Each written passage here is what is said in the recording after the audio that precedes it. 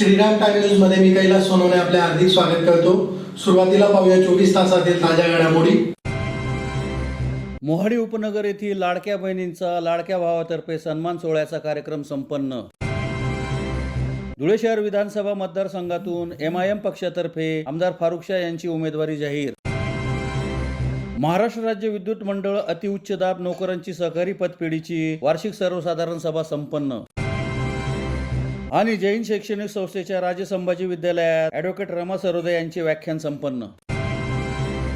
आता बातमीपत्र विस्ताराने। धुळे शहरातील मोहाडी उपनगर येथील लाडक्या बहिणींच्या लाडक्या भावातर्फे सन्मान सोहळा श्रीकृष्ण लॉन्स येथे रविवारी संपन्न झाला। यावेळी महिलांना साड्या वाटप करण्यात आल्या। धुळे शहरातील मोहाडी उपनगर येथील श्रीकृष्ण लॉन्स येथे मोहाडी उपनगरातील लाडक्या बहिणींचा लाडक्या भाऊंतर्फे सन्मान सोहळ्याच्या कार्यक्रमाचे रविवारी आयोजन करण्यात आले होते। कार्यक्रमास प्रमुख अतिथी म्हणून पूनम महाजन या उपस्थित होत्या। प्रमुख अतिथींच्या हस्ते लाडक्या बहिणींना साड्यांचे वाटपही करण्यात आले। यावेळी माजी खासदार डॉक्टर सुभाष भामरे, भाजप शहर जिल्हाध्यक्ष गजेंद्र आंपळकर, भाजप विधानसभा क्षेत्र प्रमुख अनुप अग्रवाल, माजी नगरसेवक राजेश पवार, दगडू बागुल, विठ्ठल गावडे, रानमळ्याचे सरपंच प्रवीण पवार, वैशाली शिरसाट, सारिका अग्रवाल, रोहित चांडोळे आदी उपस्थित होते।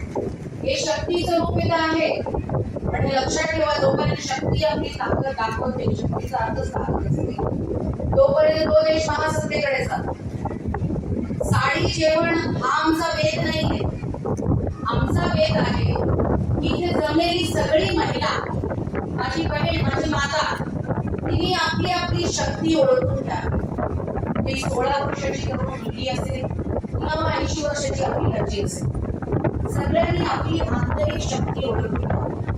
तुम्हाला हे कळायला हवं, तुम्ही निर्मितीकार आहातच, पण तुम्ही या देशाच्या पुढे जाणाऱ्या जडणघडणी तेवढ्याच महत्वाच्या आहात। तुम्ही निर्मितीकार आहात म्हणूनच डॉक्टर, लॉयर, काय काय तुम्ही जन्माला लागता, तुम्ही आपलं घर बनवता, हे घर बनवून तुम्ही समाजाला पूर्ण ताकद देता। आज कोणी बसलेला नेता जोपर्यंत त्या नारी शक्तीला नमस्कार करत नाही, कोणी जमलेला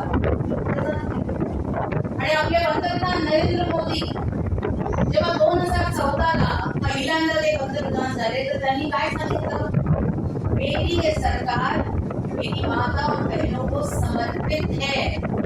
ही समर्पणाची भावना भारतीय जनता पार्टीकडून नेहमी जागृत झालेली आहे। त्यामुळे त्या शक्तीला सांगते, तुझ्यासाठी मी आणि माझी पार्टी जागृत आहे, तुझ्यासाठी आम्ही समर्पित आहोत, पण तू जागृत होऊन त्या पार्टीला लक्षात ठेव, हे त्याचं कारण की नेहमी समर्पणाच्या भावनेबरोबर जागृतीची भावना असणं पण फार महत्वाचं। ही निर्मिती महत्वाची।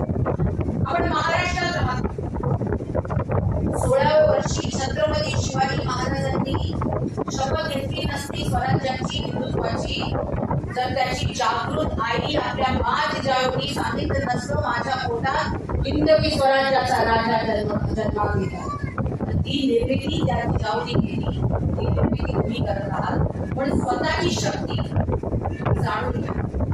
आपले धुळे शहराचे विधानसभेचे प्रमुख माननीय अनुप अग्रवाल यांच्या माध्यमातून मोहाडी उपनगरातील साडी वाटपांचा हा दुसरा कार्यक्रम इथे होत आहे।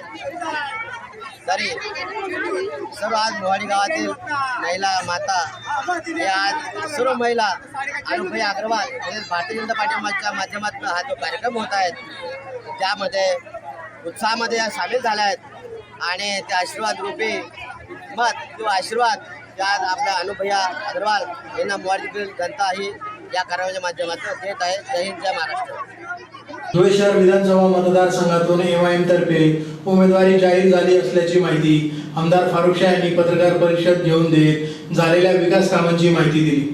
धुळे शहर विधानसभा मतदारसंघासाठी MIM पक्षातर्फे आमदार फारुख शाह यांना उमेदवारी जाहीर करण्यात आली आहे। याबाबत आमदार फारुख शाह यांच्या कार्यालयात त्यांनी पत्रकार परिषद घेऊन अधिकृत माहिती देण्यात आली। याबाबत सविस्तर माहिती देत आमदार फारुख शाह यांनी आपल्या आमदारकीच्या कारकिर्दीत झालेल्या विकास कामांची माहिती दिली व 5 वर्षात केलेल्या विकास कामांमुळे आगामी निवडणुकीत मतदार आपल्याला विजयी करतील असा ठाम विश्वास व्यक्त केला। तसेच उर्वरित राहिलेली कामेही निवडून आल्यानंतर पूर्ण करण्याची ग्वाही दिली। निर्मिती करून आपल्या शहराची जी वाहतुकीची समस्या आहे ते सोडवणार आहे।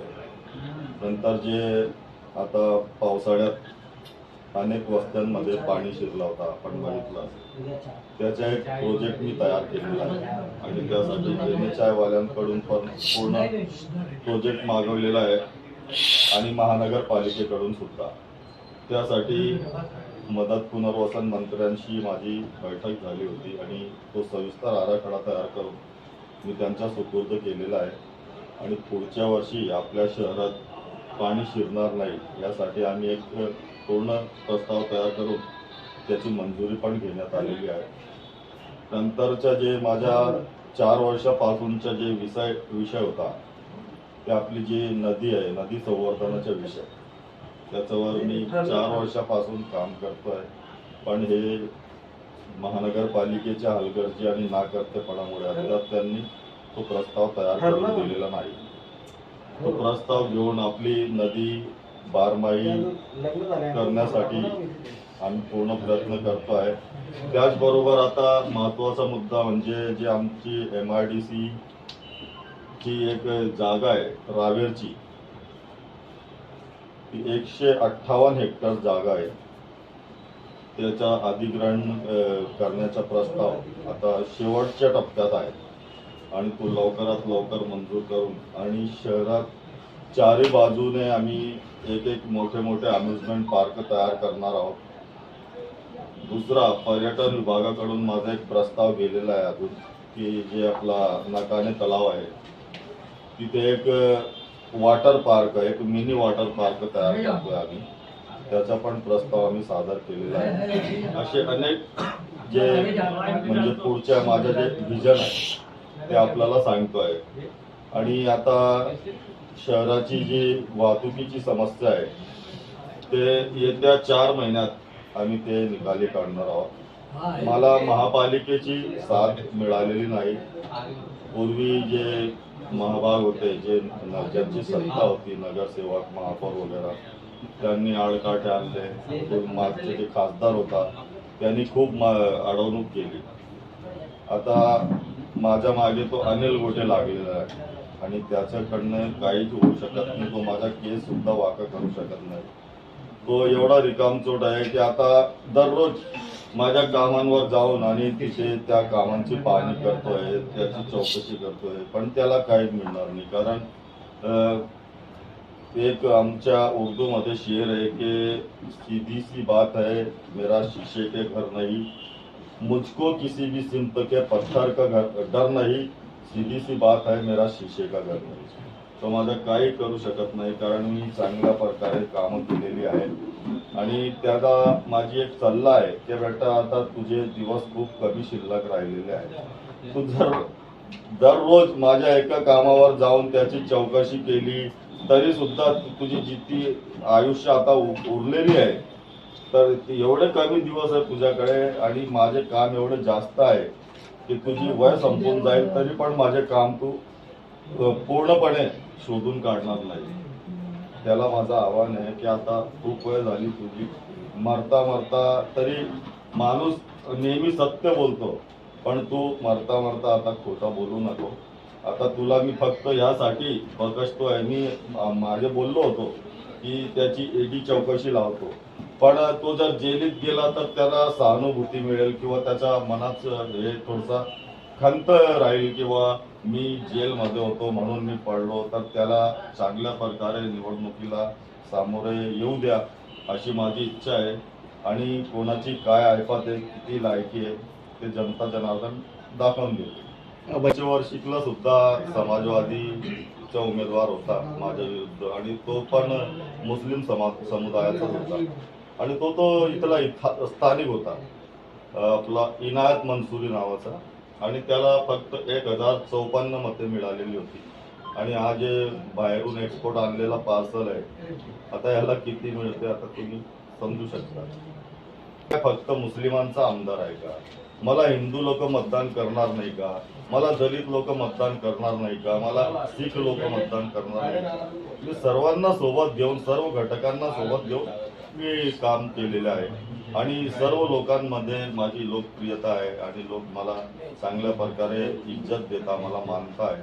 आणि मला तर पूर्ण खात्री आहे असा कुठलाही समाज नाही की जे मला मतदान करणार नाही.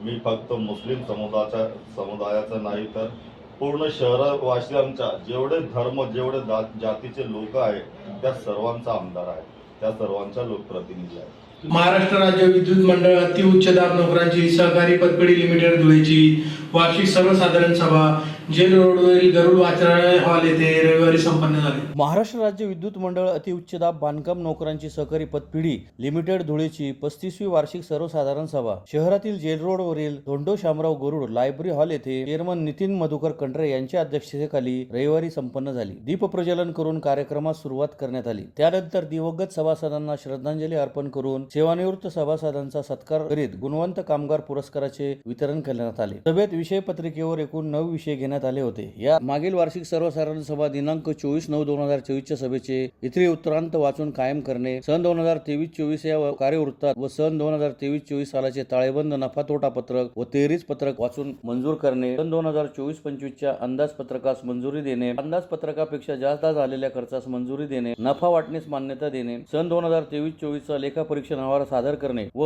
ओ नमुन्यातील दोष दुरुस्तीस मान्यता देणे, सन 2024-25 या आर्थिक वर्षाचे लेखापरीक्षण करण्याकरता लेखापरीक्षकाची नेमणूक करणे, अहवालासोबत जोडलेल्या पोटनियम दुरुस्तीस मंजुरी देणे, माननीय अध्यक्षांच्या परवानगीने आयत्या वेळी येणाऱ्या विषयांवर विचार करणे आदी विषयांवर चर्चा करण्यात आली. या प्रसंगी घनश्याम ठाकूर, नरेंद्र पवार, गिरीश देसले, प्रवीण सैंदाने, कल्पेश ठाकूर, शरद थोरात, माया निमगडे, वैशाली मोरे, किशोर मोहिते, नितीन जगदेव, नितीन महाले, राधाबाई गवळे आदी उपस्थित होते.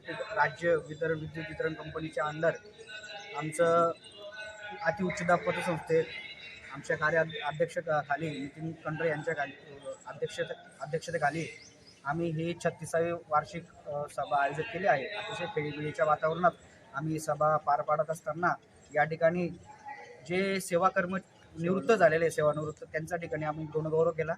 आमच्या कंपनीमध्ये कार्यरत असताना ज्यांचा गुणगौरव कंपनीने केलेला आहे, जे उत्कृष्ट कामगार त्यांना पुरस्कार देण्यात आला आहे, त्यांचा देखील आम्ही या ठिकाणी गुणगौरव केला.